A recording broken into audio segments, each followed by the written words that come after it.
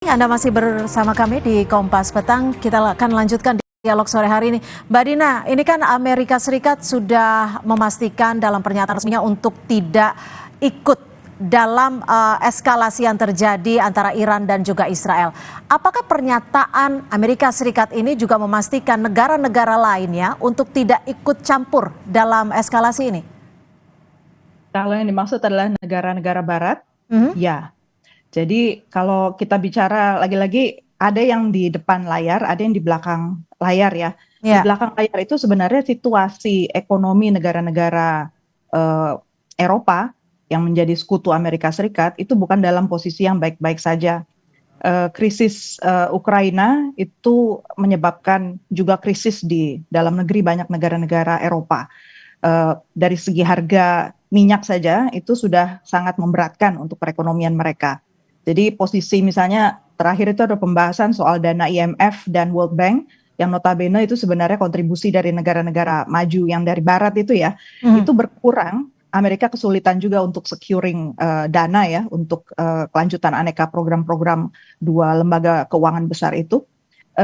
Jadi di belakang layar nggak mungkin sih sebenarnya negara-negara barat itu kemudian mau mengeluarkan uang ekstra lagi untuk kegiatan perang yang belum tahu ujungnya sampai kemana. Nah, tapi kalau di depan layar kita juga lihat Biden immediately atau segera sesudah kejadian serangan Iran itu kan langsung bilang akan mengumpulkan negara-negara G7 kan, dan kita lihat negara-negara G7 juga langsung mengeluarkan statement yang condemn gitu ya, mengutuk. Jadi statement yang sangat keras, berbeda dengan statement negara-negara Timur Tengah yang sekutunya Amerika seperti Arab Saudi misalnya. Mereka hanya ambil posisi tolong lebih sabar, tolong menahan diri gitu kan. Jadi dalam realitanya nggak ada yang ingin perekonomian mereka jadi jauh lebih buruk daripada kondisi yang sekarang. Oke, yang menjadi kekhawatiran banyak pihak saat ini adalah di mana eskalasi antara Iran dan juga Israel ini bisa memicu adanya perang dunia ketiga.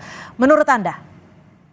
Menurut saya masih jauh posisi itu, setidaknya kalau kita bicara dalam waktu mungkin sampai mungkin 2-3 tahun ke depan sepertinya sejauh mata bisa memandang ya, itu situasi yang masih berusaha untuk disingkirkan sejauh-jauhnya. Ketegangan akan terus meningkat karena posisi geopolitik dan geostrategis itu saat ini dalam posisi yang ibaratnya gempa bumi, terjadi pergeseran yang cukup sistematis dan tektonik gitu ya, sangat mendalam gitu untuk sejumlah negara. Ada faktor keuangan, perdagangan, kemudian juga hutang berbagai negara yang kemudian itu menyulitkan perekonomian sehingga mereka harus bangkit secara politik untuk menunjukkan kekuatan negara-negara besar ini. Tetapi untuk terlibat lebih jauh, kita akan lebih menyaksikan banyak proksi ya, perang-perang proksi. Oke, Mas Peter, ini kan Iran mengancam serang Yordania setelah Yordania tembak jatuh drone milik Iran. Apakah akan makin panas hubungan antar kedua negara ini? Kemungkinan akan semakin panas seperti yang Mbak Dina bilang tadi, tapi unlikely juga untuk kedua sisi ingin eskalasi hingga ke tahap perang regional. Ini akan sangat merugikan untuk pertahanan negara-negara seperti misalnya Yordania dan negara-negara lainnya juga yang secara geografis akan berada di tengah-tengah perang di mana ada banyak sisi di sekitar negara tersebut. Misalnya seperti tadi Israel di sekitarnya ada kelompok-kelompok Iran di Suriah, di Lebanon, di Irak, dan juga di Yemen. Betul juga halnya untuk Yordania yang berada di tengah-tengah. Jadi untuk banyak negara di Timur Tengah, termasuk Israel dan Iran, dan Amerika Serikat dan lain-lainnya, saya juga melihat mereka, walaupun ketegangan tersebut akan terus ada, konflik terbuka antara negara akan kemungkinan besar tidak akan terjadi, tapi konfliknya akan berpindah kepada proxy warfare, di mana konflik-konflik kecil seperti yang kita melihat di Perang Dingin. Jadi konflik secara tidak langsung yang tidak melibatkan negara-negara secara langsung, tapi melibatkan kelompok-kelompok lain di tempat-tempat tersebut. Oke, Mas Peter, seperti yang Anda tadi sudah sempat sebutkan bahwa kekuatan militer antar kedua negara ini bisa dikatakan cukup kuat. Tapi ada kekhawatiran Israel juga khawatir jika Iran bersama proksi-proksinya bersatu seperti itu. Lalu bagaimana melihat kekuatan militernya? Kekuatan militer dari sisi Israel kedua negara. Masing-masing juga memiliki kekuatan militer yang sangat besar. Kami melihat kemarin bahwa Israel aerial defense systemnya juga cukup baik dan juga mereka memiliki kemampuan rudal dan kemampuan militer yang lainnya juga sangat kuat. Selama ini kita juga, walaupun Israel belum pernah nge-confirm atau deny, mereka juga mungkin memiliki kemampuan nuklir. Iran juga selama ini katanya tidak membuat program nuklir, tapi mereka juga memiliki program rudal yang sangat besar dan juga memiliki dukungan pembangunan kapabilitas dari Rusia dan Tiongkok. Jadi dari banyak sisi tersebut, kedua negara itu memiliki kemampuan yang sangat besar yang membuat perang regional akan menjadi juga sangat rusak bagi semua negara yang ada di sini. Untuk kekuatan strategi, kekuatan militer antar kedua negara ini bagaimana Anda melihatnya? Kekuatan strategi? Boleh diulang pertanyaannya? Ya. Maaf, boleh diulang pertanyaannya? Kalau tadi Anda menyebutkan militernya cukup kuat, alat-alat senjata juga cukup kuat, bagaimana dengan strategi kedua negara ini? Baik, secara strategis Iran selama ini itu lebih seperti yang dibilang Mbak Nina juga, lebih memilih strategi proxy warfare, di mana kita memberikan training dan juga kapabilitas militer kepada kelompok-kelompok yang berserakan di sekitar Timur Tengah, dan mereka yang melakukan peperangan terhadap kelompok-kelompok lain yang menjadi rival dari Iran. Sedangkan untuk Israel mereka melakukan peperangan itu sendiri. Jadi itu perbedaan strategis yang mereka miliki. Untuk Iran, kelompok-kelompok tersebut juga merupakan cara untuk Iran meningkatkan power projecting dan influence projecting mereka di wilayah Timur Tengah. Jadi mereka memiliki network yang sangat luas dibandingkan dengan Israel yang memiliki wilayah yang cukup kecil dan juga power project influence yang cukup kecil jika tidak menghitung kekuatan dari AS sendiri. Oke, Mbak Dina, ini kan PBB meminta semua pihak untuk menahan diri terkait konflik Iran dan Israel. Menurut perspektif Anda, apakah ini akan dipatuhi oleh negara-negara baik itu di blok barat ataupun di blok timur?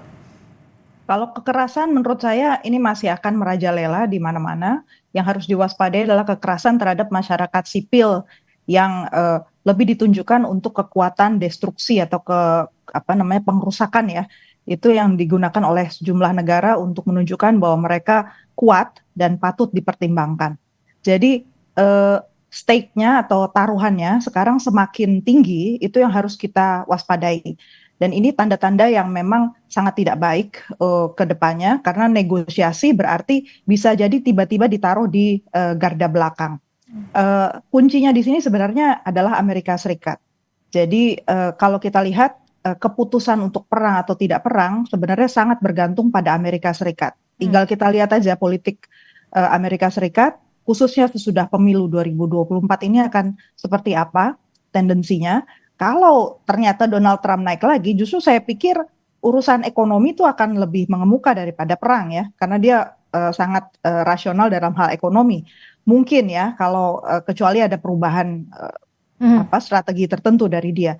Tapi negara-negara lain yang menjadi sekutu Amerika Serikat hari ini tidak dalam posisi untuk memberi amunisi SDM, manusia, uang, ataupun tempat ya, karena situasi ekonomi sekarang sedang dibangun untuk koridor-koridor kerjasama ekonomi, lalu tiba-tiba harus dikorbankan gitu ya untuk satu perang yang akan dinikmati hasilnya oleh negara lain, notabene Amerika Serikat. Itu yang negara lain pasti akan berhitung betul. Oke, Mas Peter, terakhir, kalau tadi Mbak Dina menyebut bahwa posisi Amerika Serikat ini juga disebut akan menjadi penentu. Yang menjadi kekhawatiran banyak pihak adalah ketika Amerika Serikat akan membantu Israel, di mana nanti Korea Utara dan juga Rusia akan justru membantu Iran. Bagaimana menurut Anda? Menurut saya setuju banget sama yang Mbak Dina bilang tadi. Banyak negara-negara walaupun mereka berada di dalam sisi tertentu untuk mendukung Israel atau mendukung Iran, mereka juga tidak menginginkan konflik yang hingga titik konflik terbuka regional. Kami melihat juga Rusia, baik Tiongkok, baik Korea Utara banyak menggunakan taktik-taktik dalam zona-zona abu-abu, gray zone konflik. Kecuali Rusia yang sekarang sudah menyerang Ukraina secara langsung. Kenapa? Karena perang terbuka akan sangat merugikan secara ekonomi dan politik juga. Dan juga perang itu tidak unpredictable ya. Kalau kita melihat kapabilitas militer, walaupun sebuah negara memiliki kapabilitas militer yang besar, misalnya dalam hal Rusia dan Ukraina sekarang, Rusia berpikir mereka akan menyelesaikan konflik ini dengan cepat, tapi buktinya sudah 2 tahun lebih konflik ini berjalan. Kalau kita balikan itu dengan situasi yang di Timur Tengah, konflik besar yang melibatkan negara-negara besar juga, kita tidak tahu akan sebesar apa dampaknya secara regional atau secara dunia. Dan saya yakin negara-negara besar juga memikirkan hal itu. Baik, terima kasih atas perspektif Anda, Mas Peter Pandi, peneliti hubungan internasional CACS, dan juga Mbak Dina Raharja Prapto, pengamat hubungan internasional, pendiri Synergy Policies. Terima kasih, selamat sore. Selamat sore, terima kasih.